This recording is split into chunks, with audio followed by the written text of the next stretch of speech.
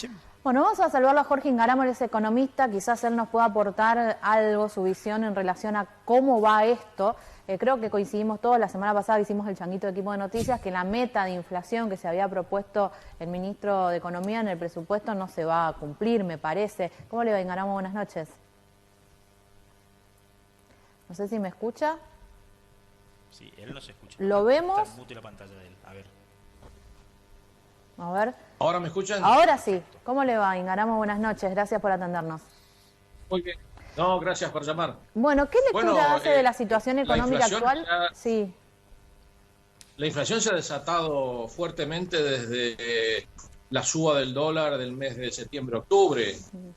Eso fue después acompañado por una suba de los precios internacionales de la soja, el maíz, el trigo, y eso se tradujo en mayor tasa de inflación.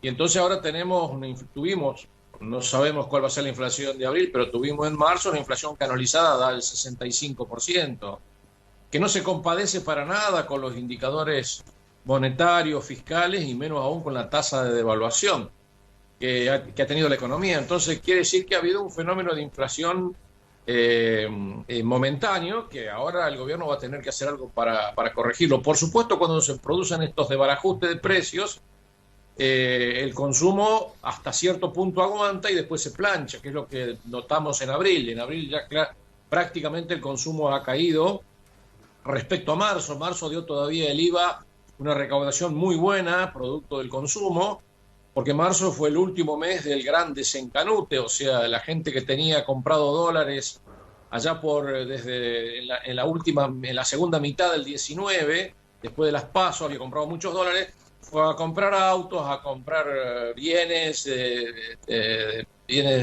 suntuarios y demás, y eso levantó claramente también la tasa de inflación. O sea, una conjunción de valores y el gobierno evidentemente se le escapó la tortuga, se durmió. Ahí no reaccionaron a tiempo. Y bueno, entonces ahora ¿en qué estamos? Estamos en una situación política que causa, yo diría que la mitad de los problemas de la tasa de inflación. Porque, insisto, ni el indicador fiscal ni el indicador monetario, que están todos en torno a un crecimiento del 41% anual aproximadamente, ninguno de esos justifica una tasa de inflación del 4 o 4,5% mensual. Y obviamente cuando se producen estos casos, el lío de precios relativos que hay en la economía es infernal. Usted encuentra un artículo a 160 pesos en un supermercado y da la vuelta a la esquina y se va otro y está a 230. Me ha pasado a mí el otro día.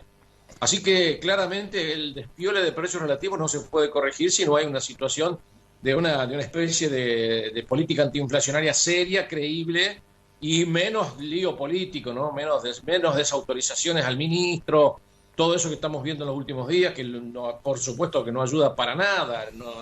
Eso no es el arte de gobernar. El arte de gobernar no es desautorizar a un ministro. Si lo va a tener al ministro, apóyelo. Si no lo va a tener, échelo. Ingaramo, Espera que Martín me había planteado. Perdón. A propósito de eso que acaba de decir, el gobierno ha anunciado incrementos en la tarjeta alimentar, una serie de incrementos en ayudas sociales, y ha adelantado también que no va a detener el ritmo de emisión monetaria en un escenario que obviamente refleja lo que usted decía, esa puja entre la ortodoxia que plantea Guzmán en el corto plazo para tratar de poner en marcha una política un poco más coherente de combate a la inflación, y el empuje que el otro sector político de la coalición está haciendo por seguir con este ritmo de emisión y de ayudas sociales. ¿Usted cree que va a haber una desaceleración de la inflación o que va a haber finalmente, por toda esta suma de decisiones, un problema muy serio en la segunda mitad del año? No, yo creo que se va a desacelerar la inflación. Nadie ha prometido un aumento de la oferta monetaria. Esos son comentarios periodísticos, sí, que se basan, que no han mirado bien el aumento de la recaudación, que en el mes de abril fue extraordinario. Y que no han mirado bien que por ingresos por retenciones agropecuarias, nada más, que con eso hay 2.400 millones de dólares más de ingresos al fisco nacional. Hay que ir por partes. Yo creo que en la última semana, después que se armó el lío con Basualdo, me parece que se han sentado y han conversado. Se han sacado la foto de la unidad. Yo creo que la tarjeta alimentaria está bien. Yo no creo que eso provoque inflación. Yo apoyo enfáticamente que 3.700.000 chicos de menores de 14 años, con el empleo del 0,7% del PBI, tengan un ingreso para comer de 5.600 pesos por mes, 180 pesos por día. Eso me parece extraordinario. Es la mejor política social que puede hacer cualquier gobierno. Es una inversión a largo plazo, es extraordinario. Sobre el tema de la emisión, lo que vimos hasta ahora que el Banco Central le mandó al Tesoro Nacional es el 1,6% del PBI, que no es el 3% que está en el presupuesto. Es mucho menos que el 3% que está en el presupuesto. O sea que vamos a ver si hay inflación, si hay emisión monetaria. Vamos a ver cómo se va a compatibilizar esto. Y esperemos a que venga la comitiva presidencial que fue a Europa, a ver si con la certidumbre que puede dar alguna clase de acuerdo con el Club de París y con el Fondo, eso puede cambiar las expectativas y que la gente se tranquilice un poco. Porque, digamos, los rumores que hubo en los últimos días sobre el cambio de ministro y todo eso no se han confirmado. Sería realmente un despropósito que el gobierno cambiara a Guzmán por otro ministro menos ortodoxo. Y está claro que Guzmán entiende este problema porque lo puso en el presupuesto. O sea, Guzmán en el presupuesto puso un déficit de 4,5 del PBI y que lo iba a financiar con 3 puntos de emisión y 1,5 de endeudamiento. Quiere decir que él entiende esta situación. Lo que pasa es que, digamos, el tiroteo que tienen ahí adentro, en esta coalición donde Massa invita al delegado norteamericano a comer chinchulines a su casa. Al mismo tiempo, la doctora Kirchner dice que estamos vacunados gracias a los chinos y a los rusos. Y Guzmán está ahí en el medio rezándole al Papa. Bueno, es muy difícil entender la política económica. Sí, me imagino toda esa descripción que hizo en imágenes, parece, no sé, da para una especie de caricatura de la tapa de atrás de una contratapa de un diario. Gustavo. Sí, Ingaramo, usted dijo en la primera parte de la charla que esta situación iba a seguir ocurriendo mientras no tengamos una política antiinflacionaria seria. Gobierno de Alfonsín, la primera parte del gobierno de Menem y desde Duhalde para acá tenemos inflación. ¿Le hemos errado todos los últimos 40 años? No, bueno, yo participé del modelo de los 90, donde la tasa de inflación bajó a un dígito durante 9 años. Sí, se puede hacer una política antiinflacionaria. Ese lapso no, digamos. Se podría hacer incluso con la plata que nos va a mandar el fondo, los derechos especiales de giro, poniéndolos en la reserva, una convertibilidad al estilo de los 90 a un dólar de 100 pesos, que está a 7 pesos por encima del dólar actual. O sea, no hay ningún problema, digamos. Este gobierno se ahogó en una taza de café, no hay ninguna duda de eso. El problema no es tan grave, digamos, si no tuviéramos tanto tironeo político no es tan grave la situación, salvo que la pandemia lo transforme en un problemón, como tuvimos el año pasado. El año pasado sí hubo un problema, porque hubo 7 puntos del PBI que hubo que gastar por la pandemia o por pérdida de recaudación causada por la pandemia. Pero este año no tenemos todavía ese problema, crucemos los dedos para que no lo tengamos. Y este año tenemos mejoran los términos de intercambio, aumento de recaudación de retenciones, el impuesto a la riqueza que ya ha rendido 230.000 millones de pesos. Hay muchas cosas a favor. Y el gobierno esta semana ha tomado bastantes medidas que valen la pena rescatar. No solo la tarjeta alimentaria, ha tomado la medida de por ahora postergar el problema de la ley de biocombustibles, que eso afecta mucho, no afecta por supuesto a Corrientes, pero sí afecta a Córdoba y a Santa Fe. Ha lanzado la política de baja de aportes patronales para las 9 provincias del norte grande. O sea, están tratando de ordenar las cosas, pero claro, en medio de tanta pelea interna, lo que la gente lee es que lo que hay es pelea. Y entonces la conclusión que saca el público es que esto puede ir por cualquier lado. Y mientras tanto, la gente sufre y padece la falta de vacunas, etcétera, etcétera.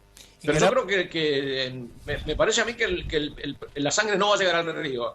La situación no tiene un descontrol que pueda dar origen a una mayor tasa de inflación, una escapada del dólar y demás. Yo creo que se han puesto de acuerdo, mal o bien, pero se han puesto de acuerdo, se pegarán patadas abajo a la mesa cuando se reúnen, pero me parece que está se ha encaminado bastante la situación, con una política más bien kirchnerista, llamémosle así, para el mercado interno, para ganar las elecciones, y otra política más bien guzmanista para ver cómo podemos hacer para arreglar con el Club de París y para conseguir la plata del fondo sin tener que hacer grandes desembolsos y así llegar hasta las elecciones. Me parece que esa es la nueva lógica que vamos a ver en los próximos días. No vamos a ver una catástrofe. Jorge, el doctor Messner le quiere hacer una pregunta también. ¿Qué tal, Ingaramo? ¿No hay también una conducta muy difícil de, no sé si regular, pero de encauzar de las grandes corporaciones que producen alimentos, que durante los últimos 3 años Arcor, Ledesma y Molinos, por ejemplo, tuvieron pérdidas importantes en los últimos 3 años de Macri y en el 2020 tuvieron superávit en plena pandemia? Bueno, las empresas están para ganar plata. Acá hay un problema muy concreto. Déjeme recordarle que en el último año, punta contra punta, 9 de mayo contra 9 de mayo, la soja subió 124% en pesos, el maíz subió 173% en pesos y el trigo subió 69% en pesos. Usted dirá, bueno, pero el trigo es el 13% del precio del pan en una panadería. Y sí, pero el 13% de eso subió el 69%. O sea que evidentemente hay una presión inflacionaria que viene de la suba de los precios internacionales, que se traduce en la suba de la carne, que fue lo que desató todo el problema inflacionario allá por el mes de octubre, que cuando el que empezó a manifestar la suba es el precio de la carne, por la suba espectacular que hubo en el precio del maíz. Y con el maíz se hacen los feedlots, y los feedlots son los que producen carne para el mercado interno.